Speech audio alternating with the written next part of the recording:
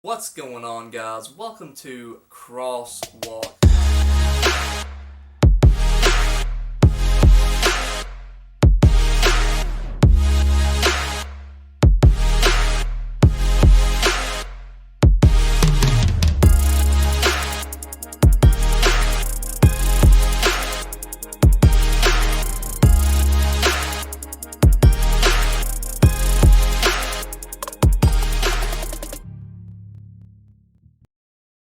All right, guys, well, welcome back to the CrossWalk podcast, where real faith meets real life. Today, we have a very special guest here, and I say guest, we're actually his guests right now. We're up here in his place. We are at the Lord's Cafe up in Kentucky, and this is Grant Hasty, a good friend that I don't get to visit often enough, for sure. Mm-hmm. And so we're just going to kind of talk a little bit today about kind of the changes in culture that we're seeing, but especially in relation to how that is affecting the younger generations, and especially ministry to these younger generations. And so I'm actually going to let Grant, put him on the spot. I'm going to let Grant give us a little bit of background about him and about the ministry that they have going on here, just to fill in anybody that doesn't know. Okay. All right. So, I'm pastor at Crossroads. We started the church a little over 10 years ago as a church plant from our living room of our house. When we began Crossroads, one of our prayers was, God, show us the needs of the area, and then to meet those needs. And God has overly abundantly done that. As we began to discover needs, one of the things that we continue to see was just in our area, it was the physical poverty, but also the spiritual poverty. And those two things go hand in hand. And so, again, that prayer, God, show us how to meet those needs. And so as we did that, God gave us the resources, but on the personal side, God began to open even my family's eyes a little bit more than to life than what we're used to. Growing up in a pastor's home, kind of not completely isolated, but still in a bubble, just so to speak, and in a normal, quote, family. Both my wife and I both come from very traditional families, and to begin to work and to dive in where people are at, we began to see a lot of different needs. And so God actually challenged us through this whole process to enter into how do we understand culture? How do we understand the people around us? And so we wound up finding ourselves in the position where we've actually adopted and dealt in with raising two children who are not our own biologically. But through that whole process, God's opened our eyes to how to minister one-on-one a lot more with families. And I use that terminology family in a very loose fashion in our area. It's changed a lot. It's changed a whole lot because it's very seldom does anyone that we minister with, whether they come and eat at the cafe or through other ministries, very seldom is it a traditional mom and dad. Very few is even that in the picture. But most of the children and youth that we work with aren't even being raised by parents at all. And so it's either foster, adopted, or some type of kinship that's come on board, and so the parents involved. So what was what was it that made you be looking into the adoption and stuff? I think that's really cool, man. Honestly, we started the process a few years ago before Crossroads even came about. And it's a big process for adoptions, right? I mean, it is. In our first process, we were going through the state, and with the state, it was going to be at least a year. And it was one of those things where we had a class a month, and if you missed a class, then you added a month on the end. Right. And our schedule and the state schedule just didn't jive, and so we did a class or two, and then we just dropped it because it was too much. Right. Yeah. And then we had a conversation actually with a grandmother who we had met through the ministries here the first summer. And she had 3 grandchildren that she was thinking that she may wind up with to raise. And her health is not that great, and so she approached us about possibly coming into these children's life. And as a safety net, we began the foster classes through through Sunrise, which is a Kentucky Baptist agency. And they came and tailored their schedule to us and not to the state. And so we wound up getting certified. Through that whole process, the 3 kids wound up going into a different situation. And it was just an amazing thing how God timed it just so we could get our 2 youngest children as we were finishing up the adoption process. Awesome. Yeah, I can remember you giving us some updates and things along the way, and it was a ride. It was a ride, yeah. We literally signed the papers on a Wednesday. Thursday, we got the referral, and by the next Tuesday, they were moving in. Wow. And so that was 5 years ago this month. Wow. That's awesome. Wow, it doesn't seem like that long ago. Oh, yeah, it does. It really does. Yeah. Well, and so that's one thing when we had talked to Grant about doing this episode. which we had to reschedule because of weather and everything. This was supposed to be like a week ago, and it's still coming down as I look out the window right now. But we had to. And might I say that this is the most perfect area? It's like this is like I know. Hit the wall. Take in the wall right here. Okay, we're gonna take this with us, and so we can film in front of it. Good luck. No, but this is really cool. This is a really awesome setting to film on. But that's totally random. But like, make sure like we'll check talk. that We'll out. have Grant talk about this in a minute. So we had talked about what do we want to do this episode on. We wanted to get Grant on. We knew that. We really knew that from like when we started the podcast. We were like, hey, we want to make sure we get Grant on an episode or many episodes maybe. And we turned it over to him and we're like, hey, what do you want to talk about? And he was like, I don't know. What can I talk about? And so we ended up settling on this. But one of the big things I think that, especially like you said, ministering in this area, but then also going through that process of adoption is just how much the younger generation has been influenced by pop culture. Right. And I think one of the reasons for that definitely is social media and amount of screen time that we get and the things that are coming in. And our culture really has shifted. And so I think that's one thing, like we had talked with a few episodes back, we had Kevin Terry, and that's something he and I have talked about. I'm a school teacher, he's a school teacher, and just the difference in kids. Right. And for example, Caleb was in the youth group at church with us, and grew up all through there. And really, I guess really the whole time I had him in youth, I was already his brother-in-law and everything. So I'd been a family friend for years, and the difference in Caleb and even just a few years after him. That's crazy. Was just massive. Yeah. It was wild. So what are some of the things that you're seeing on the front lines? Because I know, like, again, talking with Kevin Terry, we see a lot of people in the church, typically older people, or maybe I should say more experienced, right? Older generation of folks that if they're not raising grandkids, which a lot of them are, Right. but if they're not raising grandkids, they may not see these things as much. And so kind of help fill some of them in and what are we seeing and what are some things that even for younger viewers, what's going to help them understand what's happening in the culture? Well, pop culture is one thing, but I think the other side of the equation too that we've learned is having to unpack where these kids have come from. Because, a lot of times the social media part is the symptom, but the root is the experiences they've had in their homes. Right. That's a good point. And so, I think to be able to go down to the root and start dealing with the root is important as we deal with the children or youth, whatever it might be in the case of ministry, and being able to, well, for one thing, in the church life, to cut them some slack. Because we're known for mission teams, and just as churches come in and they expect to come in and do a vacation Bible school in a traditional setting, and everything look like back home, but when you have, which you guys don't have a traditional building. Exactly, we don't have a traditional building, which is tell them about that a little bit. Well, so yeah, the Lord's Cafe building is where we meet for Crossroads. Our church meets the same place we do free lunch ministries and other ministries, and so we don't have a steeple, we don't have pews or anything like that, and so so it's definitely taking people out of their quote unquote comfort zone to even come. But then when they start ministering with the kids, and it's like you've got to. It's okay if the kids aren't perfect little angels; they're still soaking in. Yeah. And they're still learning, they're still growing. And then it's how do you minister to their caregiver, whether it's the parent or your foster parent or whatever, how do you minister those and minister as a whole family unit and not just the kids? Because these kids have been through a lot of things that I will never fully understand. I hear about it. I've studied it, obviously, through foster care classes and whatever, but walking in their shoes, I can't say I've ever done that. And so, again, getting that root, because I don't know, even talking with my son, in his definition of trust in the beginning was completely different than what we would perceive in a Christian perspective as trust. And trying to define that issues of trust when he's come out of a traumatic home life before us. And so it's having to do real life with the parents and with the kids as well, and accepting them where they're at, and then watching God's love just pour into them. That's one thing. And I think Caleb would even attest to this with some of the guys that he does ministry with and things, is that I heard somebody say one time, basically, if you can imagine like a scale of 1 to 10, 1 being there's absolutely lost, they want nothing to do with God, and 10, they're practically in heaven. Right. And like 7 is they become a Christian and they're on their walk with God.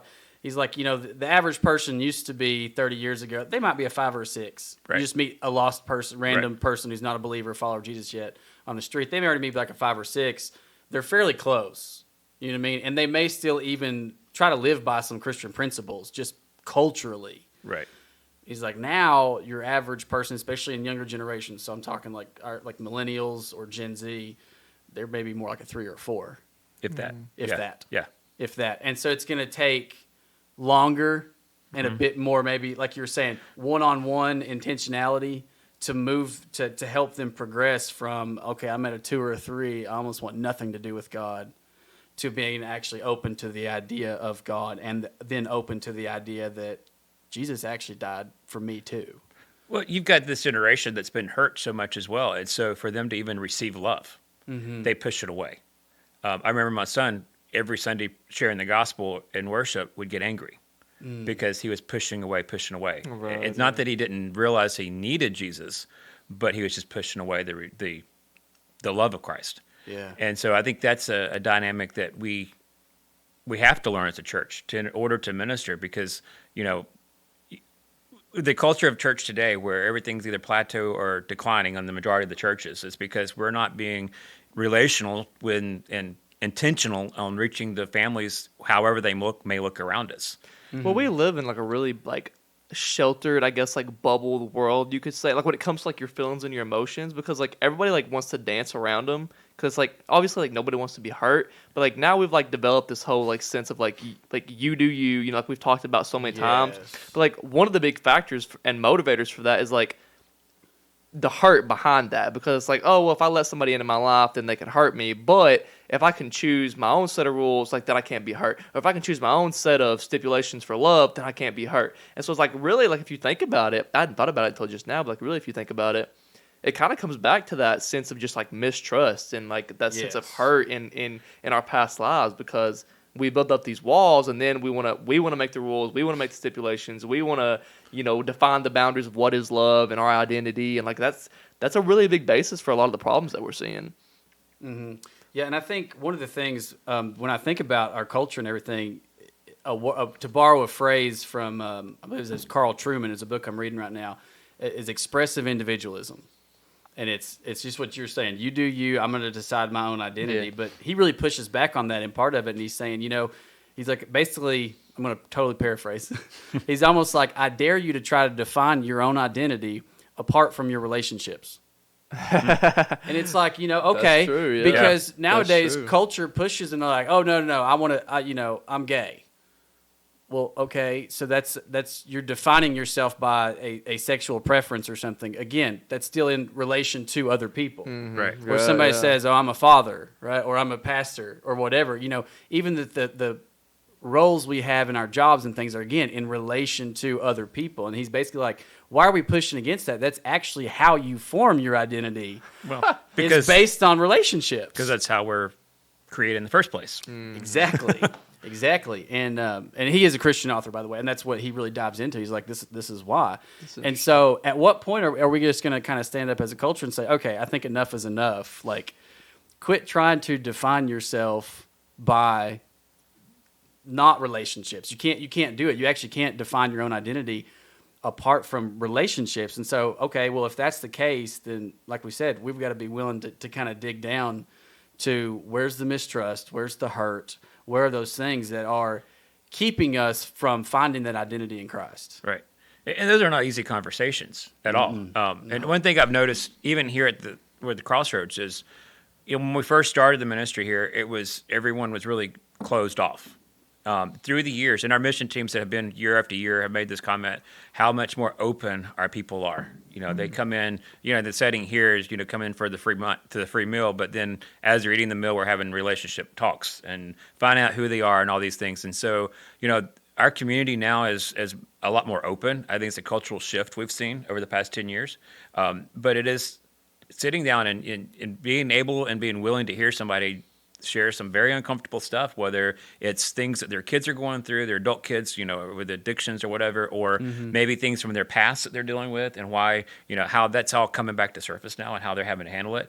So it does make us uncomfortable because you're having those conversations that we typically in our life we don't like to have. We don't like to come around about ourselves, or we don't want to have to, And of course, we always think that we have to have the answer, Yeah. and we don't. That's God allows us to sometimes be the earpiece and not the mouth. And I wouldn't pretend that I'm a whole lot better at it, but I used to be really bad for that. Was thinking like, oh man, they've shared this. I have to be able to give them something, Right? And that's just kind of what we try to do, especially in ministry. But one of the things I do with my kids at school is we'll do a thing called Monday musings, and I'll just have them, which I have to always define what the word musing means first, but. We'll do those, and every Monday I'll just give them a different quote. It may be from a famous scientist. It may be, I sneak in different things now and then. Sometimes I'll throw in a proverb from Scripture, and they have no idea. But they're like, hey, this really makes sense. I'm like, there's a reason for that. And we'll talk about it and things, and usually the very first one that we do at the beginning of the year, I'll give them an option, and they end up writing a lot about it. And through that, and I've even hung on to some of those papers through the years. The stuff that they will share when they realize, oh, he's the only person going to read it, and they'll just be so vulnerable and share things. And it's kind of one of those things. Again, it's uncomfortable, but I've kind of gotten used to. If you're going to do ministry, it's going to be messy. Well, it's going to be being willing to wade into that mess, right? And I think for us, because we get volunteers from all over, and so. One thing that the prerequisite is you have to be willing to pray with someone, because even if you don't have answers, you can always take the situation to God. Right, and it's amazing to watch how many adults come through here. I mean, I'm talking experienced adults, right, that have never prayed publicly, and they break that uncomfort zone that they're in, that comfort zone in, and actually start praying with people, and they begin to see this is A, it's not difficult, and B, it makes a real difference. And so. We can't always have the answers, and we want to have the answers to fix problems. And that's who we are. Right. But at least to pray with people, that's the simplest to fix. Well, and you see that even in the secular world. I mean, you would be surprised how many people are vulnerable to let you pray for them. Because it's like, especially something that I try to do, which is, I mean, it's one of those things that I kind of struggle with because it's not easy to do. But one of the things that I try to push my guys to do, I try to do, and really I got this from Pastor James, because he'd mentioned doing it a lot, was like whenever you go out to eat, like asking your waiter, like before they come in and giving you food. I mean, like I'm going to sit there, me and my wife, we grab hands across the table and we always say a prayer before we eat, no matter where we're at. And so it's like, you're already going to do it anyways. Like when your waiter brings you your food or whatever, like ask him, like, is there anything I can pray for you for? Okay. And like, you would be so surprised to see like the effect that has on people, because like, I don't think as many times I've done it, as many times I've seen people do it, I don't think I've ever seen somebody be like, no, just, don't. Like, there's always something that they're like, yeah, actually, like, pray for my mom or, like, my dad or, like, this situation that's going on. Like, they open up. Like, you ask them, like, they open up. And, like, you can pray for them. And, like, then you can, will you mind praying with us here? Whatever. It's like, you would, like, it's crazy, like, the avenues that can open up sometimes and how people are actually open to do it. Yeah. Yeah, and it's real different. But, what... Outside of doing ministry here in the cafe, which I think is awesome, because that's just a totally different avenue, because folks will totally come in for free food versus, hey, we're having this new whatever, we're doing a new kind of church service or something. Exactly. It's like, we can pack it out for food, but for worship is a whole other story. Yeah. And what are some of the outside of that? What are some other aspects and things that you guys have done in the area that you've seen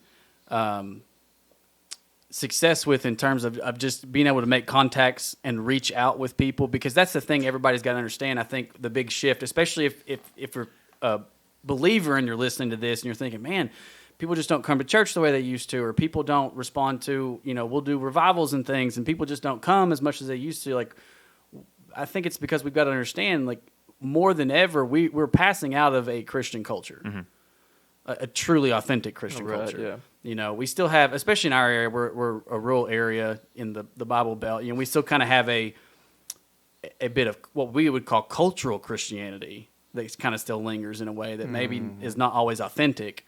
But we're passing out of a Christian culture. That's a whole other podcast, right? Yeah, I know.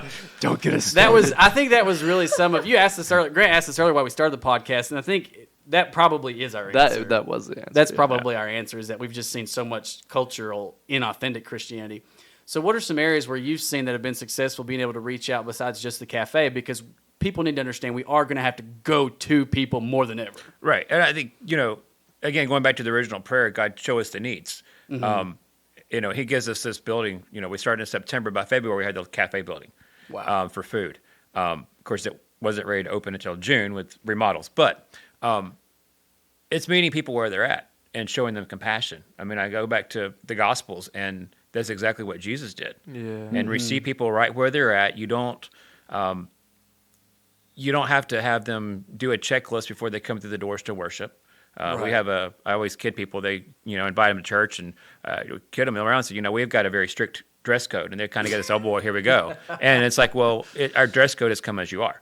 And so you just see the relief over their face because they don't have to have a certain dress to come into the building. A couple of other ministries we do that's been, I would say, successful because of those relationships and being able to even build relationships outside the walls of the building. One of them with the laundromat ministry. That's been a huge avenue as well. That's something I've talked to Caleb. I don't know how many times I've talked to Caleb, but like, dude, we should go hang out at the laundromat a couple Saturdays a month and give out coins or soap and talk to people. That's because, and the funny thing is the laundromat here in town, they changed their policy that you couldn't just leave your clothes in the machines. You have to stay with the clothes. And I don't know what ours is. And our relationship with the laundromat got so well that, they were closed on Wednesdays, and we'd have some teams that would be the day they wanted to go down and wash clothes. And so they'd actually go unlock the door and let the mission team run the laundromat.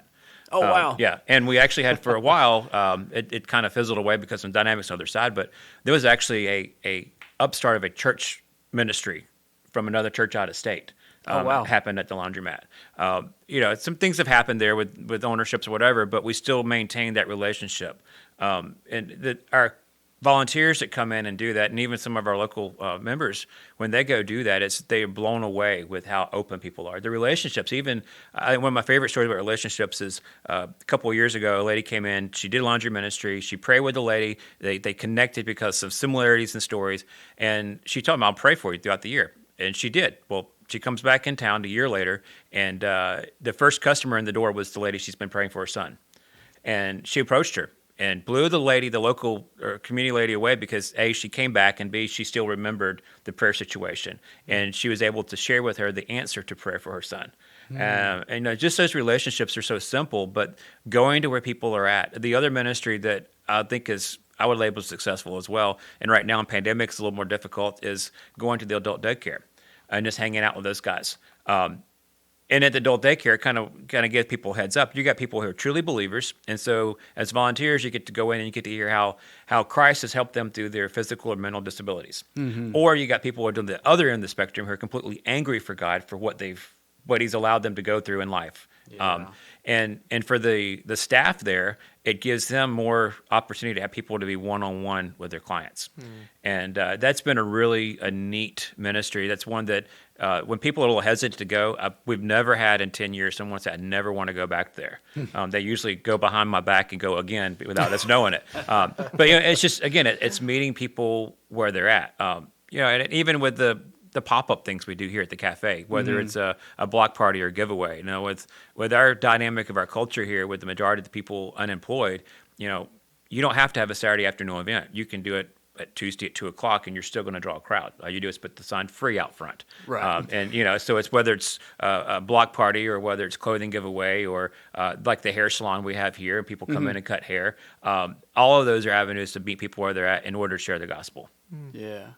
That's what's so weird though. It's like what you speak and makes me jump out of my seat just because that's awesome and I love that. And like he had said that is the whole reason why we started this podcast, because we wanted to see that. We wanted to see Jesus leave the church building and go out and meet people where they were. That's awesome. But it's crazy to think, really, as simple as that may sound as a task to do, it's crazy how little of that you actually see. And that's why I love the ministries that you do, because you're out there, you're doing it, and you're going out and you're starting up these ministries and you're trying to go and meet people where they are. But it's I don't know how much of that you've seen up here where you are from, but especially from where we're from, that's kind of, I guess, what you could say a problem that, I guess, as that kind of cultural Christianity thing that we've kind of talked about is is getting the word out. It's like going and actually growing our churches from the outside of church. Right. Again, we can't do it inside the church, and so. But the thing I love about the missions coming in, because we have teams from all over the country come in, and the churches that come in that they get it. They come here, they see hands and feet going out, and then they go home and pray, God, what is it in our area? It can either the same thing or same type of ministries, or what is in our area that we can do. Yeah. And we've seen several sponsoring churches have come in there the years that have gone home and started going outside the box. I think one of my favorite stories is with the laundry ministry, actually, a church in Georgia, very traditional church, began going outside the box a little bit more and more. And now they're still, as far as I know now, they're still doing laundry ministry. And they're actually partnering with an African-American church. And they alternate Saturdays. Well, the African American church kicked it up because they started bringing on food on the Saturdays, and so it became a friendly competition. Yeah. But for the community, they saw not only two churches working together, but crossing the racial divide as well. And so it's you do see, which is a big deal in the current moment. It is, especially in that part of Georgia, especially. And so it just. That's what excites me, not only seeing the cultural shift here, but when people actually experience it and they get it. The most frustrating part of this is whenever you see people come in and they're the checkbox missions. And they go home and nothing's changed.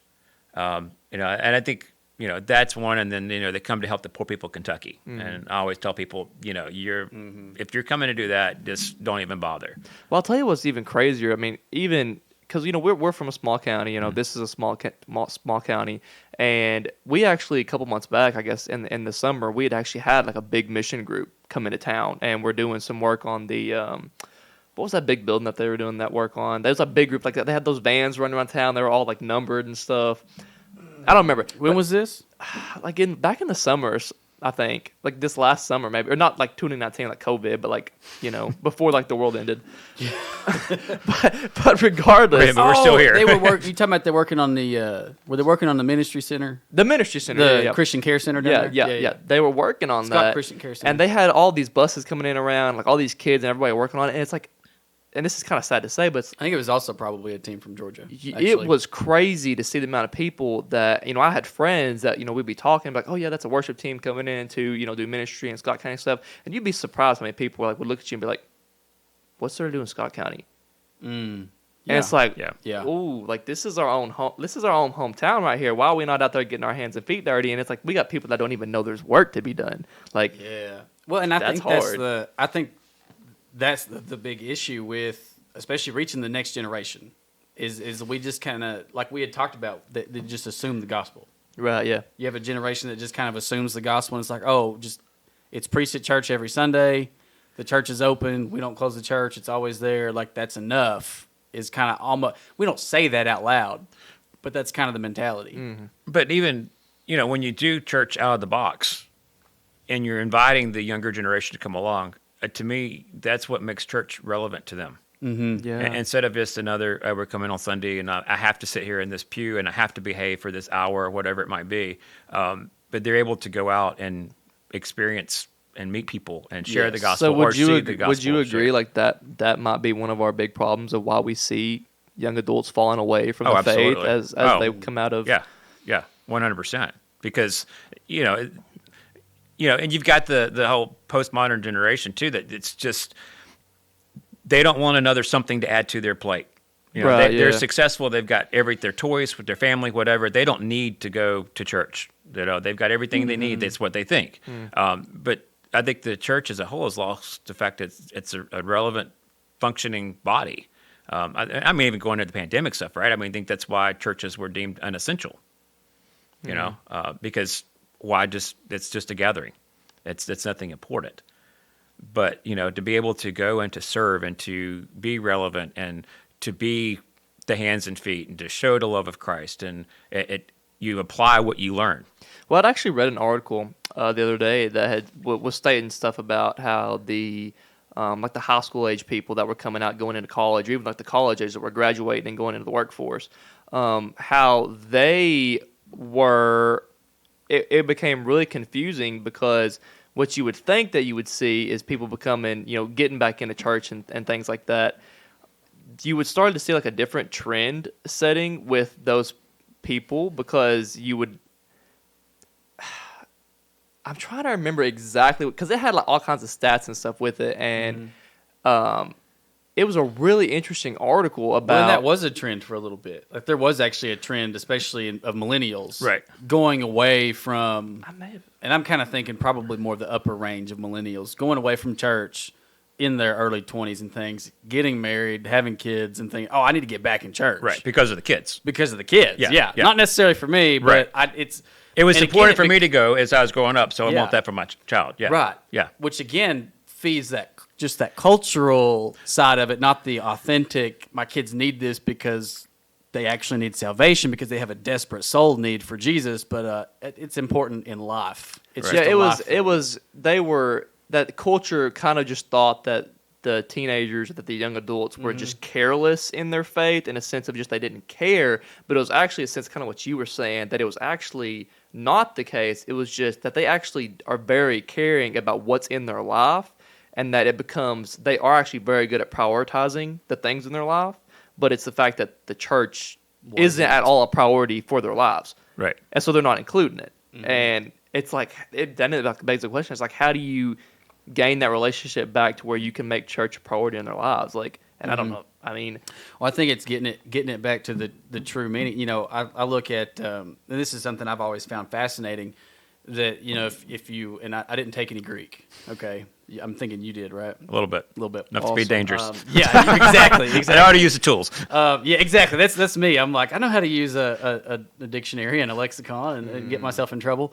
But I look at the word that is translated, and it's not even a true translation. Where you find the word church in the New Testament, it's actually the word ecclesia, and it meant assembly, congregation, gathering of people. Because I think of like the in Acts when the mob gathers. Right. To get rid of Paul and run him out of town. It's the word actually in the Greek is ecclesia. It's the same word that Jesus uses to say I'm going to build my church. I'm going to build my ecclesia is the same word used for the mob that's gathering to the rioters to run Paul out of town. And so I think getting back to that of not a mob, not an angry mob. Right. We've had enough of the rioting. But getting back to the idea that we're actually going to be a movement of people, a congregation, a gathering, an assembly of people, not church. Church actually comes from a German word, Kirch, which actually meant a place of worship, and the difference is just so vast between a place of worship and a body of worshipers. Our last core value of Crossroads is be church. It's even to take it, not that this is the building as the church, but we are the people as the church. And you do it as you go. It's great to gather. We enjoy gathering. But I think that might be on the flip side of the whole pandemic stuff is churches are finally waking up that it doesn't have to be the same. Right. And Well, some are. Exactly. And those are the ones that are suffering. I mean, to be honest with you, they are. But again, it goes back to that relevant and making sure that, all the dynamics of family life that we've been talking about is, there's a lot of hurt. And as a church, we have to be willing to receive people where they're at. And I again, go back to Christ. We've been going through the life of Christ now for over a year on Wednesday nights, and that the word that keeps coming up to me in my studies has been compassion.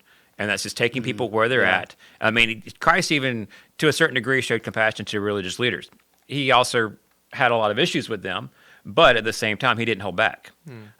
Truth and grace. Yeah, and exactly. And so, as a church, I don't think that we show a lot of compassion. We expect people to follow the rules. To follow the rules and to fit our model. And if they don't fit our model, then, there's another church down the road that might fit, right? But because what I see in our culture, in our area, I'm not sure if it's so thick across the state line, but the biggest group of non-church goers that I see in our county, we would label as de-churched. That was either first, second, third, fourth generation now even that don't go to church because they were told to leave because they had sin in their life or they didn't dress a certain way and change and then conform. Well, they just choose not to conform, and so they don't go back. Right, they've been hurt. They've been hurt a lot. Absolutely. And so we see that a whole lot. And in which now with fourth and fifth generation, we're running across kids through ministries that have never heard the gospel.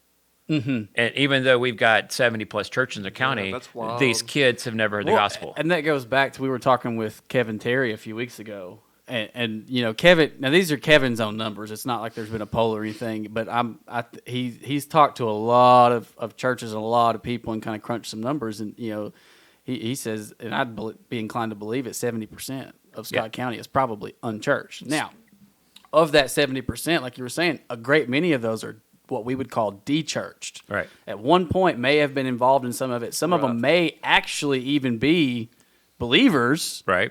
But they're not connected to the body of Christ anymore because they've been hurt, because of whatever, this and that. And again, that mindset, I think, comes along sometimes of, oh, well, somebody didn't like it here, but there's hundreds of others. Yeah, and I think part of it, too, going back to the life, I mean, when life happens, it's when the church needs to be there. So, you know, we've seen, you know, well, a child falls off into an addiction, so they're de-churched because there's sin in their family. Or, you know, God forbid, there's a baby coming outside of wedlock, you know, so that's another we've seen de-churched instead of the church walking alongside of these situations. I mean, it's kind of one of those things. Those things have become so common now. Right.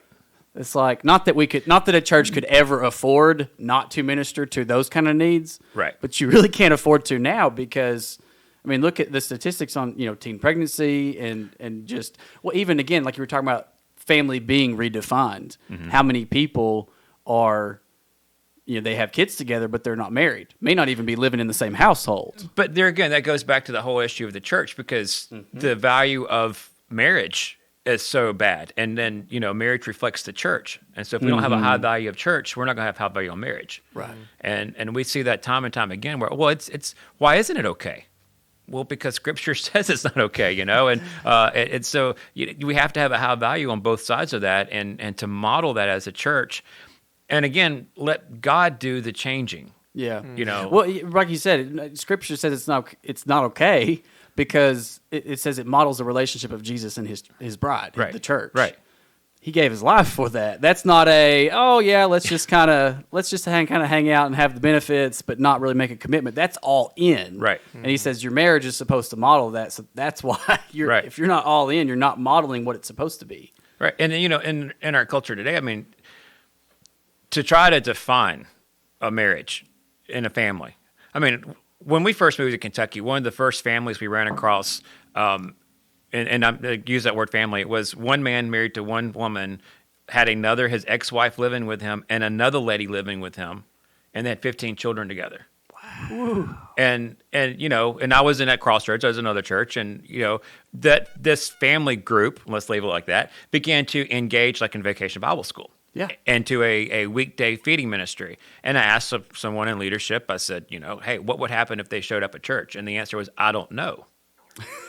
And I'm like, what do you mean I don't know? And that just, to me, just exposed a big problem. Right. And I'm not just saying that church. I guess the answer should have been, we'll find them a pew. Right. A whole pew because they got 15 kids. You know, we'll welcome them where they're at and let God sort out, you know, how this situation is going to land and what is God defining this family? How is God can bring healing in the situation? That he gets the glory and it's not the church and what we've done. Right. I think too oftentimes we have the savior mentality as a church that we try to fix people instead of like God to fix people. Yeah. Yeah, we're bad for that. Well, I think what that all boils down to is something that we have said over and over and over and over and over in this podcast is our relationships. Okay, our relationships with people, but all of that stems back to our relationship with Christ. Okay, that has got to be at the first and foremost point of our priority at our lives, as our churches, as our ministry. I mean, because that's where we model our churches from. Is from you know the relationship that Christ had. That's where we model our relationships from. Is the relationship that Christ had. I mean, everything that we do in our Christian ministry, relationship churches, should be modeled after the relationship that Christ had, and which sadly we don't see a lot of that. Yeah, we don't, and I think it kind of goes back again to that idea of whether you like the idea or not. Your identity is formed in part. It's how your relationships are. That's part of your identity, and that has to be the relationship that forms your identity. Because when you truly live out of the fact that, okay, I'm actually God's child, like I can know Him as a father, And again, I think you have a generation that makes it hard though, because you have a generation who they didn't have a father, or scared the fathers, or their fathers hurt them, or their fathers hurt them and everything. And so the idea that they come in and we're like, oh, yep, let's sing songs about, good father, whatever. They're like, what does that look like?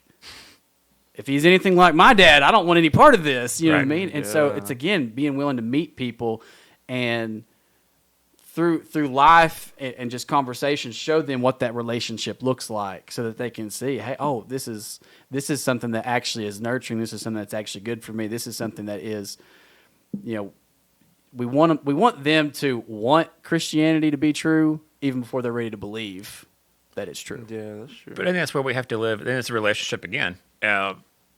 Be real with people. Mm-hmm. As we're walking through difficult situations as a believer in the world, even though we go to church, whatever, but we all have stuff going on. Mm-hmm. And I'm not saying we wear our dirty laundry on our sleeve or anything, but people understand. They know that, hey, there's financial struggles or you're walking through a sickness or death in the family, whatever, that we're being real with people, that we still go through suffering, we still go through pain, but our hope is anchored in Christ. Mm-hmm. And our relationship with Christ is what's pulling me through this. And I still may get angry with God, and it's, that's part of life. But at the same time, I still anchor back into that relationship to move forward. And that's where we get in trouble, is because our culture is the greatest culture to date for spotting the fake. They can see right through the fake. Yeah. They know when somebody's being fake. Well, and I think that's kind of like what we were getting at, is like, okay, we don't want just something to come and we're going to come and we're going to sit and listen and we're going to play the part and we're going to do this. They don't want that, because they're like, oh, that doesn't seem authentic. Mm-hmm. That doesn't everything even in pop culture, it's, be the most authentic you can.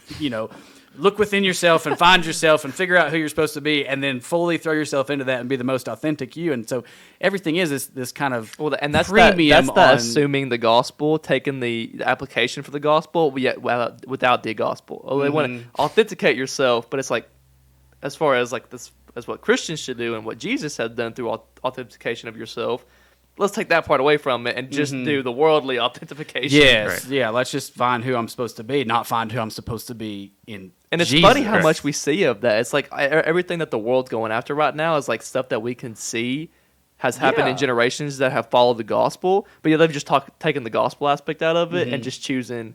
It's funny. They take the good things. They take the good that God intended and twist it into something they can control. Right, yeah. Something that they can put their own spin on. And, it just kind of goes back to that, and goes back to this idea of, I don't want something that's not real in my life. Because they're so consumed with everything. I've got school, I've got my, you wouldn't believe how many kids have a plan for, like, there's a lot that don't, but you wouldn't believe how many high school kids they have. I mean, they'll have like a 5-10 year plan, like almost in their mind, of like, I want to go to this school, and I want to get married at this age, and I want to do this, and I want to do that. And I'm like, what is wrong with you? Like, well, and the stress that comes with the ones that don't is because the world, everybody's got a plan, and you got to have a plan. You got to have a plan, or you're going to fail, you're going to drown, you're going to fall behind, culture's going to leave you behind, right. Culture's going to cancel you. As a high school teacher, just let me make a plug. Trade schools, okay? They're a good thing. Yeah. Please consider them, right? Because I can't tell you, it makes me so mad how many people are like, oh, you need to go to college, And it's like, okay, sure. I mean, there are some college career paths you can follow that are great, but man, trade schools, like, right.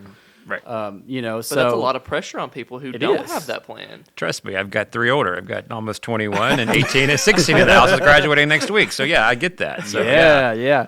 Well, you had mentioned the salon here. With your oldest daughter, she is a cosmetologist. Yes. Cosmetologist, yeah.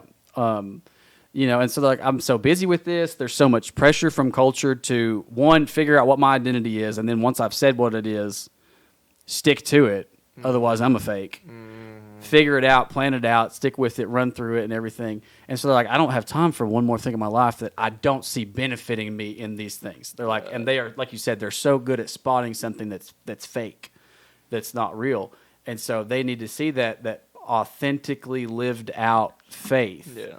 Because that's where church gets thrown out. Whenever they're building that plan, and then they want that authenticity and like what is going to put me in the direction that I want to go, and then it's like, that church just seems like it's fake. It's got a lot of fakes. Everybody I see is fake, and it's just like, I don't know about how real that might be. Yeah, and even if it's not, even if they don't look and say, oh, hypocrites, or oh, they're a bunch of fakes. Even if they're not like that, they may just look and they just see a powerless version of faith. They Right. just see We- something we've that's moved not past actually the hypocrisy in affecting. ways. Yeah, they're just like, oh, it doesn't really seem to affect the way they live, so why would I waste my time with it? Yeah. Right.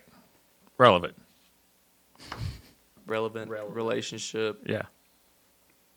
So how do you think then, Grant? How do you think in terms of, again, meeting people where they're at? I think the pandemic really accelerated this in terms of maybe even meeting people where they're at in like an online kind of thing, because everybody's online. Again, that was kind of one of the reasons that we started the podcast. Right. Was we wanted to be in this sphere because I can't remember. We need to start running statistics more before we get on here. But like the statistics on the number of people in the U.S. in particular, and even in our area, in a poor rural area where everybody may not have internet at home, it's crazy how many people have some sort of wireless phone plan or something, with Right. data. The amount of people online, how have you seen even kind of that in recent years, especially being, with the ministry here and church and stuff? What have you guys done? Yeah. So for that, I mean, we try to take the excuse away why people can't be involved in church. Because when we were shut down, we live on the other side of the state line, so we were shut down a lot more. And so, we did the whole parking lot thing. We did, we started Facebook Live before all this happened. Yeah. But then since then, like now we've I don't know if anybody ever pulls up or not, but we've got the FM broadcast outside. We've actually now launched a church app, and so it's easier to go to just in case something happens with Facebook or they don't like what we're putting. It's still streaming from this other platform, and so any of that we can put out there just to get the gospel, not just to our area, but the thing I love about it, just wherever people can click and go. And so it's been kind of cool to watch that happen. I miss the seeing everybody every Sunday. I do miss that a lot, the fellowship Yes. of it. I miss, at the cafe even, where we've now transitioning back more to encourage people to dine in. But for a season, we were strictly drive-through. Yeah, we'd pray with people with their car, but we weren't able to have those one-on-one conversations as they are eating a meal. And so, it's just making those adjustments. I think our word that we continue to use here at Crossroads is fluid. You just have to be fluid and be who God calls you to be at that season, and use the resources He has for you to do. Well, that's what we started actually. What we called them mini talks, didn't we? Is that what we decided on? CrossWalk mini talks. I should know. I recorded the first one, but we started a little thing that because people don't always have time to listen to a full hour podcast or something, so we started 10 minutes or less, little short talks and things. And the first one we're doing is a series on purpose. And the whole idea that that we're all created, whether we realize it or not, whether we accept it or not, we're all created to bring God glory. And just like you said, being fluid in that, because that transcends a pandemic. That transcends and translates to any season of life. It may look different in each of those seasons, but that really centers you. That really helps you find the purpose in the little things of every day, knowing that, okay, I'm making, as my son calls it, a peanut butter jello sandwich for the 1,000th time, oh, that's actually a sacred enterprise. Even just parenting, being there for my kid, praying with my kids, teaching them how to pray, even if it's just before we eat a peanut butter jello sandwich, those kind of things. And so I think that's where, again, even in the online presence, I think we've kind of gone this direction with this episode of authenticity, even in the online presence.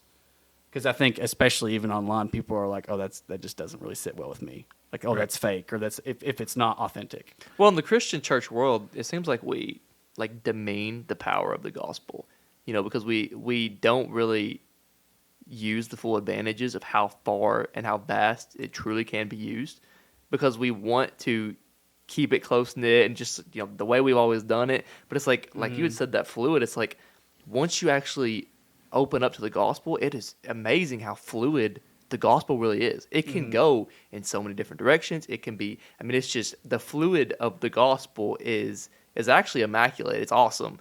And we should be harnessing more of that as Christians or as churches. We need to experience more fluidity in the gospel. Well, I think if you look at the world as a whole, we have, in this time in history, of course, now with travel restrictions, a little bit harder, but in no other time in history has the church been able to go to the ends of the earth. Yes. Literally to, either physically getting on a plane and going somewhere, or through the web or whatever, Yeah, And so we've got those avenues that for some reason scares some churches. I don't know why, but they are afraid to move into that next thing. And even like I mentioned Facebook a while ago, it's like, I don't get into whole politics of Facebook, but we use Facebook to broadcast the ministry. I mean, very seldom do we put a few family things up on our personal page, but it's amazing to watch. Like last night, we did the firewood deal, and it was 30 minutes, there was 1,000 views on that post, and so it's just being able to put that stuff out there.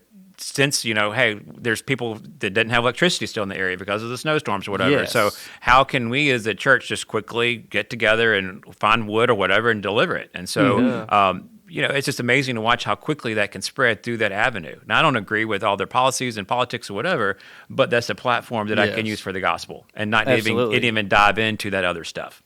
And so as long as it's available as a church, I think that we have to use it for that reason. Absolutely. Well, especially when you look, again, kind of going with our thread of younger generations, you have to look and where are they spending their time? And that goes back to the authentic as well, because if for people in our community, they know who we are because they see Christ being lived out, I hope. I mean, that's my prayer, that they see that, it'd be easy for us to kick back and not do anything, but our online services or whatever. But God doesn't want us to sit back. He calls us to continue to go and to continue to serve. And it doesn't always make sense and always look the way we might think it, but we still have to continue to move forward for Him and for His glory. Well, and I think being connected with the community online, like you said, you guys prayed, show us the needs, God. Right. Like being connected with people online, you see the needs. Because people do put their every need or whatever, or dirty laundry or whatever. It's on Facebook or Instagram or whatever. Right. Well, and you mentioned the shift in culture. I mean, when we first moved here, we moved out of Marietta, Georgia, out of Metro Atlanta, right? And so we came up with our this is old school, our BlackBerries.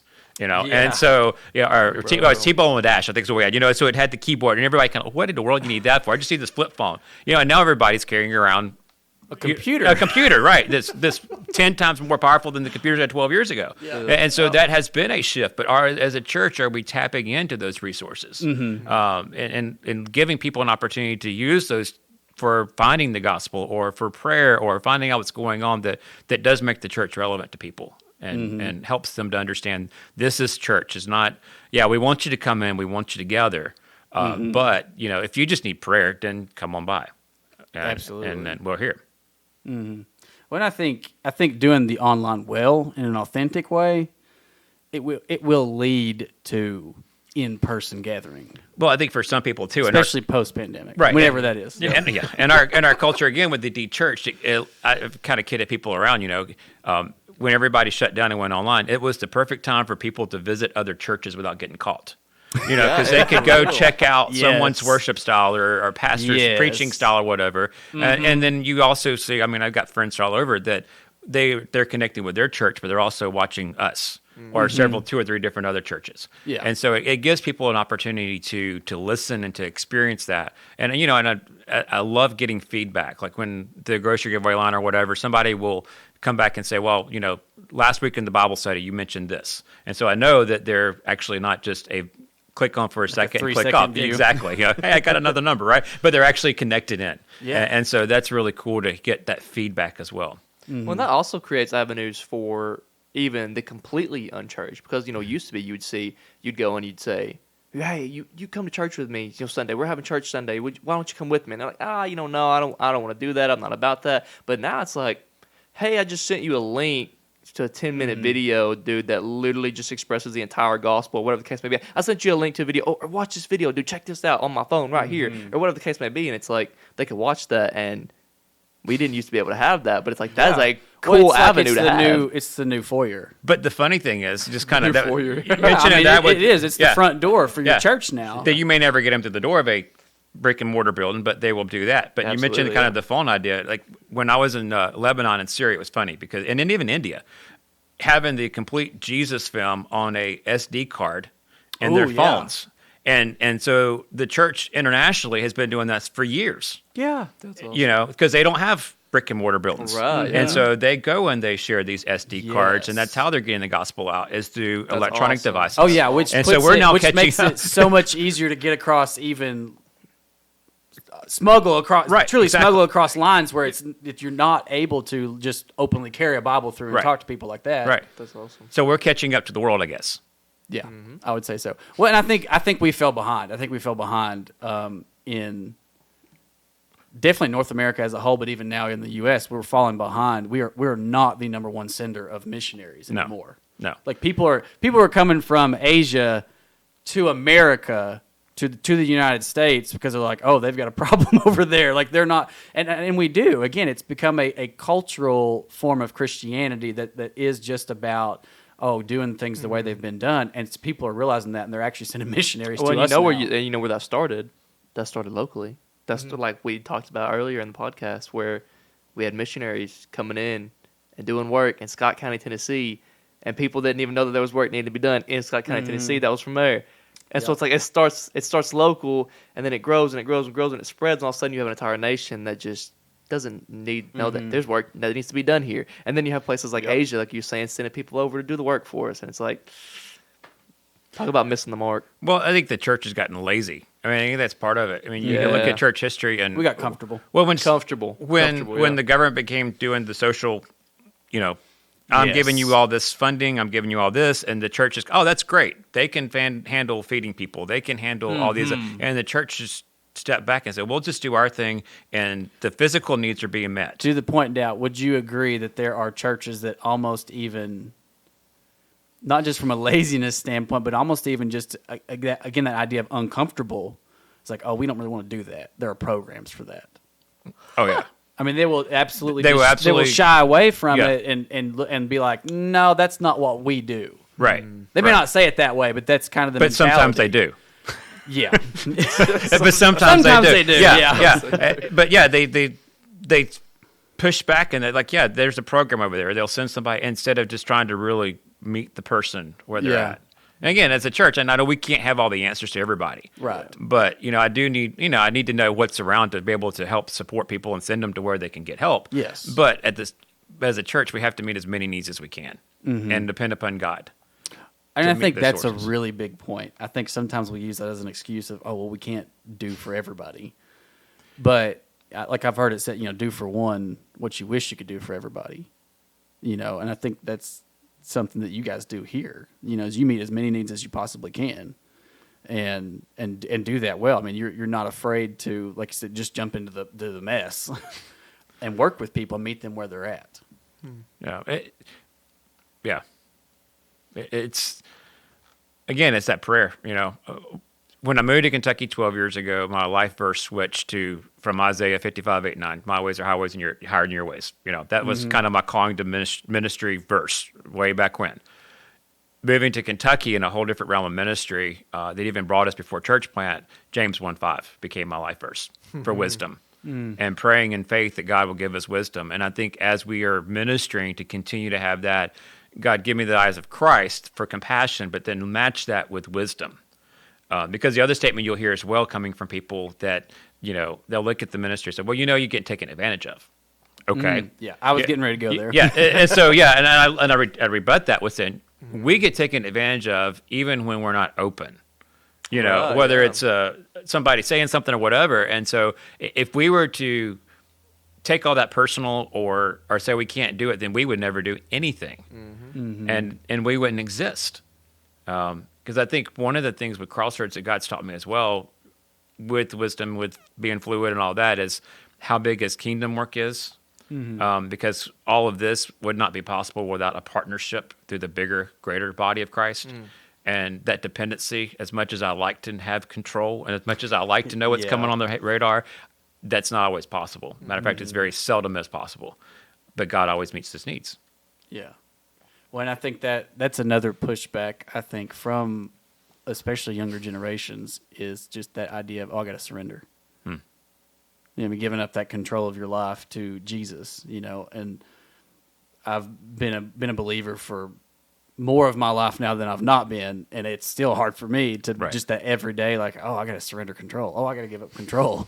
Like, I don't like it, especially now that, like, now being a parent and stuff, it's like, I have a measure of control over somebody else's life for now, but it's, again, learning to give up that control of like, okay, yeah, I'm not really in charge. Jesus is. Right. And so I think that's tough. Well, I have no idea how long we've been going. We're probably getting close to time, but it's been great. Any final? If we could kind of sum it up, I think we would sum it up probably with that idea of dependency, wouldn't you say? Yeah. Of just that wisdom of needing and wisdom from God, praying to see the needs, because I think that's where we get ourselves in trouble trying to reach the next generation and trying to reach new people. Is we start thinking, well, what would attract people? What would be good? What would do this? What's going to gather their attention? But instead of praying, God, would you show us their needs? God, would you show us a way to reach their needs, not just garner their attention? Well, then having the feet to move, meeting them where they are. Right. Feeling willing to do it and watching God move and not try to micromanage God. I mean, that's been a big shift in my prayer life. It's not praying, God, will you do this, this, and this, and here's how you can do it. But God, Guilty. Yeah, I know. But but God, here's the need, and how. I don't know how you're going to do it, God, but here's my need, and back away from the conversation. That's really hard for us. But I think that's important as well as a church. And the other thing is that micromanaging. You can't micromanage faith. One of the things that I love about Crossroads is that we're not a traditional church hierarchy or anything by that stretch of a minute. And we don't even have a church budget. We've been doing this for 10 years without a church budget. And it's like whenever there's a need, It's impressive. God meets that need, or whenever resources come in, I just hold my breath because I know something's about to happen that we're going to have this resource to meet this need. And we don't have to sit here and micromanage how every penny is supposed to be spent. A big gift comes in and you're like, the freezer's going to go out soon. Right. You just know it. During pandemic, I mean, when UPS showed up with, like 2,000 to-go containers, we didn't know they were coming. We're like, okay, but God's going to allow us to have food and is going to expect us to put food in those containers to serve the community, when our numbers went from 120 to 300 meals a day.